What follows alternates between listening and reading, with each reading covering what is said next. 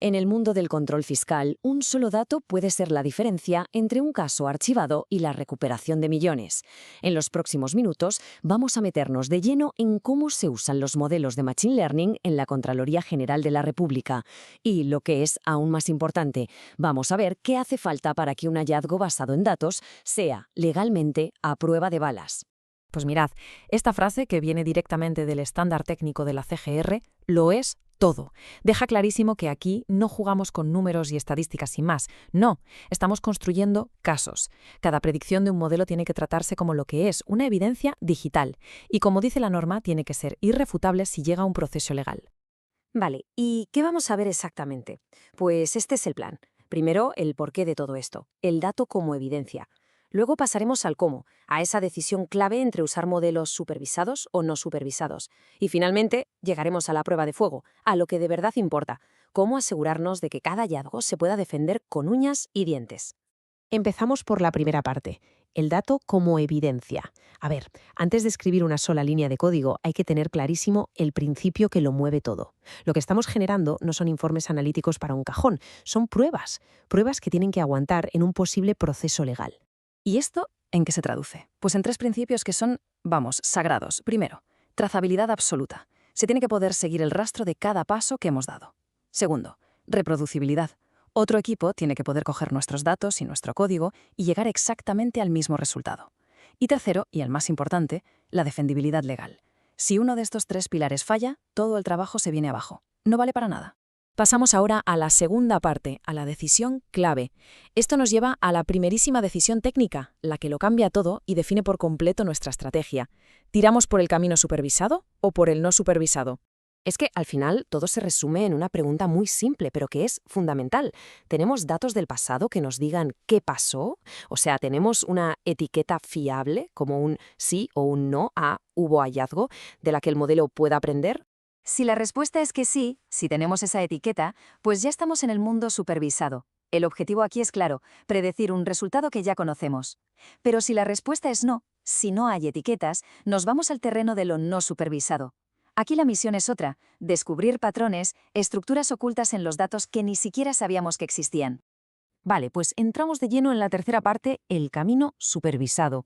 Cuando tenemos la suerte de contar con esos datos históricos bien etiquetados, nuestro objetivo es predecir. Y en el contexto del control fiscal, esto quiere decir que nos vamos a centrar en dos tipos de tareas, principalmente. Por un lado, la clasificación. ¿Qué es esto? Pues básicamente ponerle una etiqueta a algo, como por ejemplo decir si un contrato tiene un riesgo alto, medio o bajo. Y por otro lado está la regresión. Aquí ya no hablamos de categorías, sino de estimar un número concreto. Por ejemplo, ¿cuál podría ser el sobrecoste exacto en una obra? Pero ojo, aquí viene la cruda realidad de nuestros datos. Los casos que de verdad importan, los hallazgos fiscales que se confirman, suelen ser una parte diminuta del total. Fijaos en este número. A menudo estamos hablando de menos de un 3%, a veces, como aquí, de un 2% o incluso menos. Claro, con este desequilibrio tan bestia, pasa una cosa: fiarse de la exactitud, del accuracy de toda la vida, es que es un error de principiante, es totalmente inútil. ¿Por qué? Porque un modelo podría tener un 98% de acierto simplemente diciendo no hay hallazgo siempre, y obviamente ese modelo no nos sirve para absolutamente nada. Entonces, ¿qué hacemos? Pues usar las métricas que de verdad importan aquí. La prioridad número 1 es el recall. De todos los casos malos que hay de verdad, ¿cuántos estamos pillando? No se nos puede escapar ni uno grave.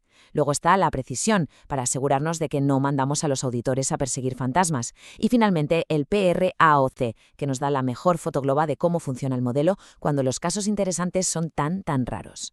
Y cuidado con esto, porque este es quizás el error más grave y sutil que se puede cometer: la fuga de datos, o data leakage. Es utilizar información del futuro para predecir el pasado. Por ejemplo, usar la fecha en que se abrió una investigación para predecir si iba a haber una investigación. Es un sinsentido que invalida por completo cualquier análisis. Venga, vamos con la cuarta parte, y aquí viene la pregunta del millón. ¿Y si no tenemos etiquetas? ¿Si partimos de cero sin datos históricos que nos guíen? Pues aquí es donde entramos en el camino no supervisado. Un enfoque que no busca predecir, sino descubrir. Aquí las estrellas son dos técnicas principales. Por un lado, el clustering, que es, para que nos entendamos, como hacer grupos de cosas que se parecen. Por ejemplo, agrupar entidades que contratan de forma similar, para dirigir mejor las auditorías. Y por otro, la detección de anomalías. Esto es buscar la aguja en el pajar. Ese pago raro, ese proveedor que aparece de la nada, lo que no encaja. Y ojo, si usamos un algoritmo tan conocido como el K-means, hay que seguir unos pasos sí o sí para que el resultado sea defendible. Por ejemplo, el primer paso, escalar las variables. Parece una tontería, pero es obligatorio. Si no lo haces, las variables con números más grandes, como los importes, se comen a las demás, y el resultado no vale para nada. El análisis queda totalmente sesgado. Y con esto llegamos a la prueba de fuego, la parte 5, la que lo une todo.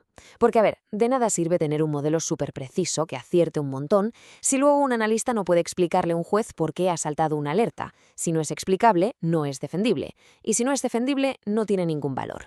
Y justo por eso, la norma te obliga a una cosa. Empieza siempre por lo más sencillo, un modelo de base simple e interpretable. Es el primer paso obligatorio. Y solo si demuestras con datos, si documentas que un modelo más complejo mejora significativamente a ese modelo simple, solo entonces puedes presentarlo. Y que quede claro, para cualquier modelo que se ponga en marcha, la explicabilidad no es algo que esté bien tener. No, es una obligación legal. Es mandatorio usar técnicas como los valores SHAP, que básicamente nos dicen qué variables y en qué medida han empujado al modelo a marcar un contrato concreto como de alto riesgo.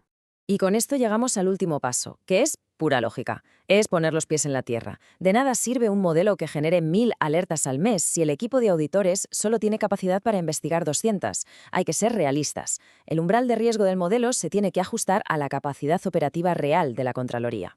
Así que, para resumir, ¿cuál sería la lista de comprobación final para que un modelo sea defendible? Pues muy sencillo. 1. El dato se trata como evidencia legal. 2. La elección entre supervisado o no depende de si hay etiqueta o no. 3. Con datos desbalanceados nos olvidamos del accuracy y nos centramos en el recall. Y 4. La explicabilidad de cada alerta con SHAP no es una opción, es una obligación. Y todo esto nos lleva a una última pregunta para que le demos una vuelta. A medida que estas herramientas se vuelven el día a día, ¿cómo va a cambiar este nuevo nivel de explicabilidad, esta capacidad de ir al detalle de cada decisión, la forma en la que se defiende un hallazgo fiscal en un proceso legal? Ahí lo dejo.